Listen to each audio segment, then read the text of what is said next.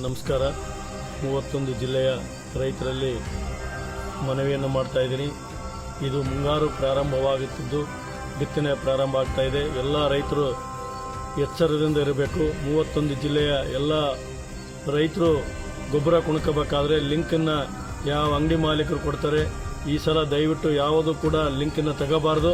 ಈಗಾಗಲೇ ಸರ್ಕಾರದವರಿಗೆ ಮನವಿಯನ್ನು ಮಾಡಿದ್ದೀವಿ. ಎಲ್ಲಿ ಲಿಂಕನ್ನು ಕೊಡೋದಿಲ್ಲ ಅಂತ ಸರ್ಕಾರದವರು ಹೇಳಿದ್ದಾರೆ. ಅದರ ಪ್ರಕಾರ ಏನು ಸರ್ಕಾರದ ದರ ಏನಿದೆ ಅದರ ಪ್ರಕಾರ ಮಾರಾಟ ಆಗಬೇಕು. ರೈತ ಯಾವುದು ಇಚ್ಛೆ ಪಡ್ತಾನೆ ಅದನ್ನು ಮಾತ್ರ ಗೊಬ್ಬರ ಅಂಗಡಿ ಮಾಲೀಕ ಕೊಡಬೇಕು.